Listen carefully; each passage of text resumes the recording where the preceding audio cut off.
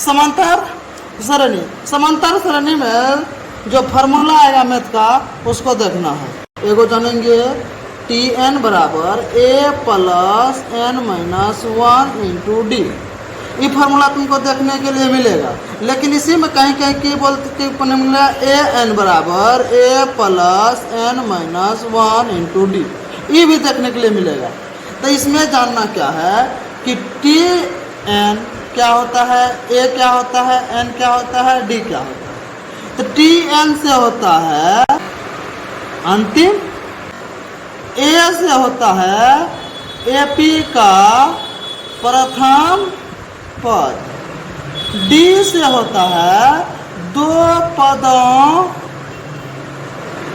के बीच का अंतर, दो पदों के बीच का अंतर। इसमें कहीं कहीं तुमको सूत्र देखने के लिए मिलेगा D1 बराबर A2 माइनस A1, कहीं मिलेगा D2 बराबर A3 माइनस A2।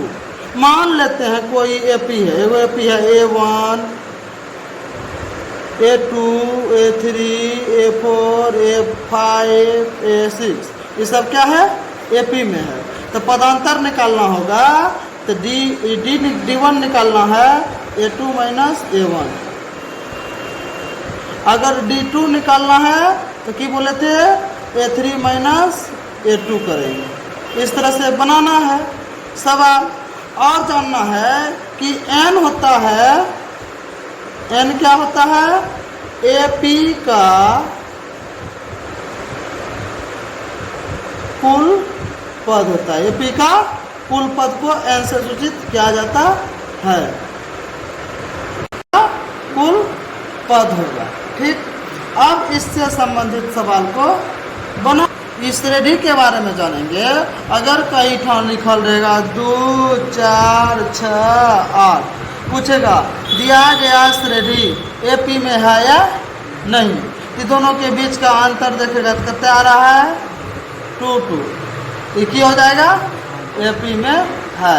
लेकिन इसी जगह दे देगा 1, 4, 9, 16, तो क्या एपी में है। जब इसके बीच का एपी अंतर निकालेगा तो यहाँ 3, यहाँ पे 5, यहाँ पे 7, डी समान नहीं आया, इसलिए एपी में नहीं होगा। ये एपी में, यस एपी में होगा, एपी में नहीं होगा। शुरू में पहले यही देता है कि एपी में है कि एपी में नहीं है, पहचानने के लिए। अगर इस तरह का रहेगा ये रीजनिंग में 1, 2, 1, 4, 9, बताओ यहाँ की होगा। ये रीजनिंग में हम लोग पढ़ते होंगे कि 1 का स्क्वायर, 2 का स्क्वायर, 3 का स्क्वायर, 4 का स्क्वायर, यहाँ इस तक 5 का स्क्वायर तक 25। एपी निकाले तो रीजनिंग का कंसेप्ट है। बाकी एपी के लिए पदांतर आपस में बराबर होना चाहिए। और पहला लेसन भाग लो खत्म। 4A, अब यहाँ दिया गया है कि जांच कर बताइए कि निम्नलिखित में कौन कौन समांतर श्रेणी में है। समांतर श्रेणी में होने की दशा में आगे का 3 पद ज्ञात कीजिए। जैसे हम बताए थे एपी में था, नहीं एपी में था तो यस। अगर तो 8 है, 2 जोड़ देंगे तो कितना हो जाएगा, 10, फिर 2 जोड़ देंगे तो 12। तो मतलब क्या करते हैं, पदांतर को जोड़ते जाते हैं तो अगला पद निकलते जाता है। इसी आधार पर शुरू का सवाल बना देगा। यहाँ 2 है, 4 है, 8 है, 16 है, 20 है। क्या ये एपी में है? एपी में चेक करने के लिए तुरंत देखेंगे यहाँ 2 का डिफरेंट, यहाँ पर 8 का डिफरेंट कि 4 का, 4 का, फिर 8 का, फिर 4 का।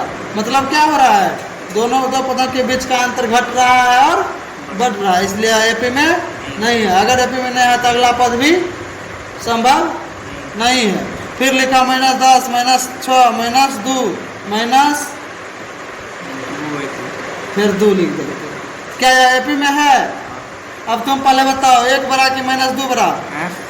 1 बड़ा कि -2 बड़ा? 1 बड़ा। चलो कैसे कैसे हो गया -2 बड़ा? -2 कहाँ से बड़ा, 2 बड़ा है। चलो ये सब तो होता रहेगा। और पहला नंबर का सवाल बन जाएगा। दूसरा क्वेश्चन कह रहा है क्या कि यदि कैमरामैन का क्वेश्चन रहेगा और बोलेगा कि समांतर श्रेणी में है, तो इसमें पदांतर को आपस में की कर देंगे, बराबर कर देंगे। की कर देंगे?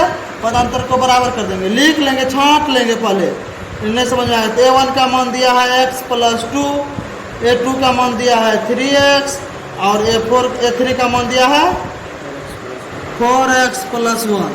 तो इसमें हम लोग जानते हैं कि दो पदों के बीच का अंतर क्या होता है, बराबर होता है। लगा देंगे फॉर्मूला d1 बराबर d2, d1 बराबर d2। d1 का फॉर्मूला क्या होता है, a2 - a1 और d2 का फॉर्मूला क्या होगा, a3 - a2।